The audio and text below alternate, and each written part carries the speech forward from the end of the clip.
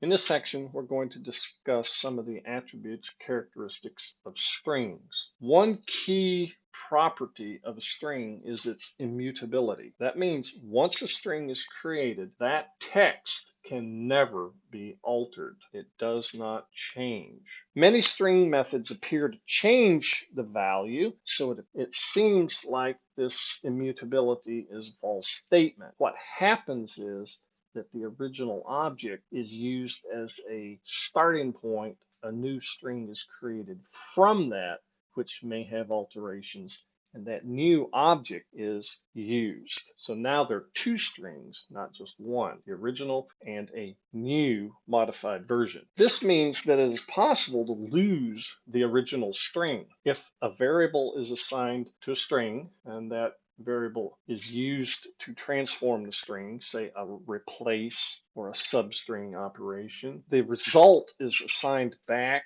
to that original variable. The original string no longer has a reference to it, and it's lost, never to be recovered in this program. The Java virtual machine will eventually figure out that that memory is no longer useful, and it will reclaim it. In section 4.4, we saw some odd consequences of string identity and equality.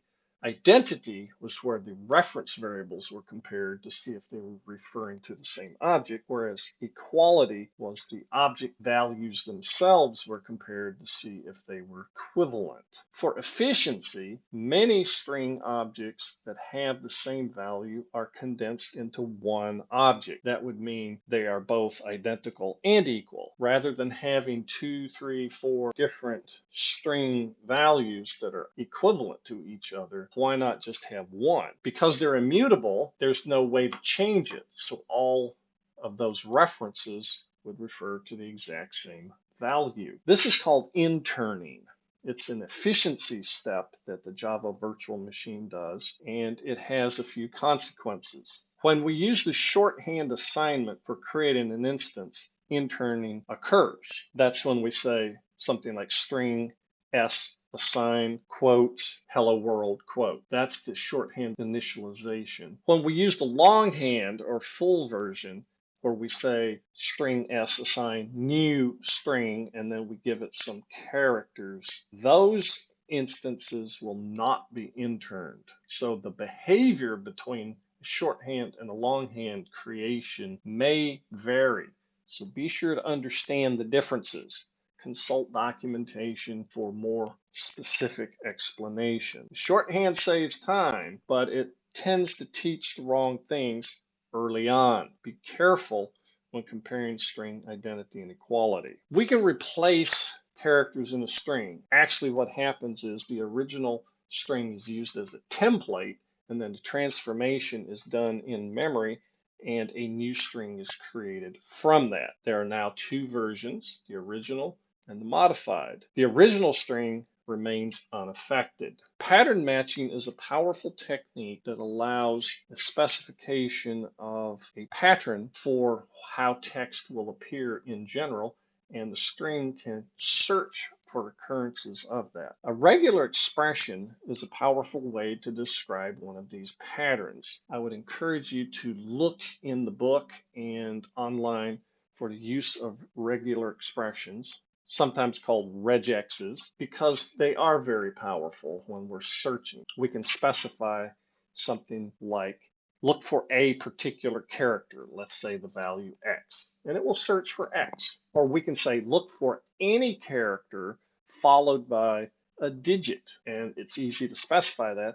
And the regex search will look for a letter followed by a digit. And we could say something like, look for 3 or more characters that are digits in a row, and it'll look for that. Or we can say, look for 3 to 5 digits, not more, not less, in a row, and it will look for that. So pattern matching using regular expressions is provided by the string class and the pattern and matcher class also. That's built in with string. So look into that for an interesting way to do searching. And finally, converting string objects to numeric values has already been discussed, but sometimes we need to convert numeric values to strings. In the context of a print line, which we've done, That's done automatically.